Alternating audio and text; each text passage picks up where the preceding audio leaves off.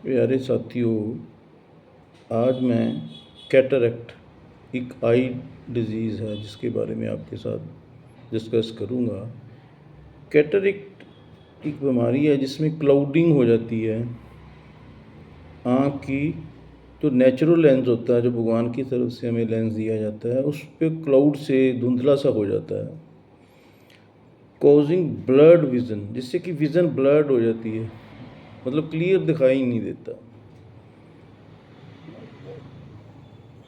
ये most important कारण है जिसकी वजह से कि जो विज़न है वो आहिस्ता आहिस्ता चली जाती है या कम हो जाती है। ख़ास करके जो ओल्ड एज ग्रुप है, जैसे 50 से ज़्यादा के लोगों में ये बहुत ज़्यादा पाया जाता है। जो नेचुरल लेंस है वो क्लाउडी हो जाता है और दिखाई बहुत कम देना शुरू हो जाता है। ये ट्रीटेबल है सर्जरी के साथ, इसमें सर्जरी की जाती है। इसके जो सिम्टम्स हैं वो हैं, सबसे पहले तो मैंने बता दिया कि ब्लर्ड विज़न जो ब्लर्ड हो जाती है, धुंधला सा दिखाई देता है। डिफ़िकल्ट इन सीइंग नाइट, रात को मुश्किल से दिखाई देता है। और जो तेज़ लाइट होती है उसकी तरफ सेंसिटिविटी बढ़ जाती है। और कई बार जो बल्ब के आले दुआले ना एक गोल सा नज़र आता है आदमी को, वो नज़र आना शुरू हो जाता है। और जो रंग होते हैं वो फेड हो जाते हैं, या येलो से दिखाई देते हैं।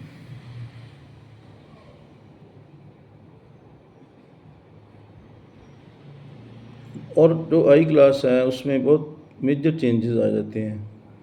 इसके कारण क्या हो सकते हैं ये मैं आपको बता देता हूँ। सबसे बड़ा जो कारण है वो एजिंग ही है। जैसे उम्र बढ़ती है तो जो नेचुरल लेंस है वो क्लाउडी हो जाता है। डायबिटीज़ भी एक कारण है, जिसकी शुगर बड़ी होती है उसमें ये प्री मेच्योर हो जाता है, पहले ही आ जाता है। यदि कोई आँख में चोट लग जाए फिर भी हो जाता है। यदि आप किसी बीमारी की वजह से कॉर्टिकोस्टेरॉइड्स यूज़ कर रहे हैं तो भी ये जल्दी आ जाता है। स्मोकिंग में तो ये आम बात हो जाती है। बाकी excessive exposure to UV light, ultraviolet rays को जब हम ज़्यादा एक्सपोजर हो जाते हैं तो ये भी एक कारण हो जाता है। बाकी कई बार एक फैमिली हिस्ट्री भी होती है जिसको हम जेनेटिक डिसऑर्डर बोलते हैं। यदि किसी के घर में ये जेनेटिक हिस्ट्री है तो फिर उसको जल्दी ये हो ही जाएगा। इसको डायग्नोज कैसे किया जाता है ये मैं आपको बताऊंगा। एक आंखों का डॉक्टर ही इसको डायग्नोज करता है। वो विज़न टेस्ट से करता है। पहले विज़न टेस्ट करता है, एक स्लिट लैंप एग्जामिनेशन होता है, एक डायलेटेड आई एग्जामिनेशन होता है।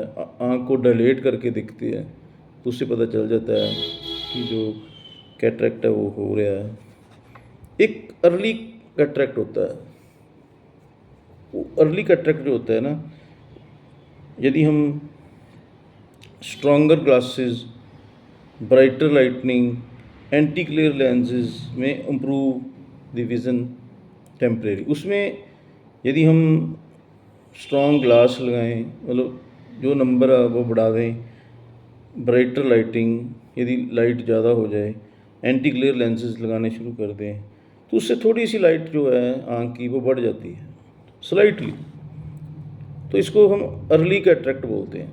एक एडवांस्ड कैटरेक्ट होता है जो बहुत बढ़ चुका होता है। इसमें सिर्फ सर्जरी ही कॉमन इफेक्टिव होती है। क्लाउडी लेंस होता है उसको रिमूव कर दिया जाता है एंड रिप्लेस्ड विद क्लियर, एक आर्टिफिशियल लेंस उसकी जगह पे डाल दिया जाता है। इंट्राओकुलर लेंस इसको बोलते हैं। वो आर्टिफिशियल लेंस जो है उसकी जगह पे फिट कर दिया जाता है सर्जरी से।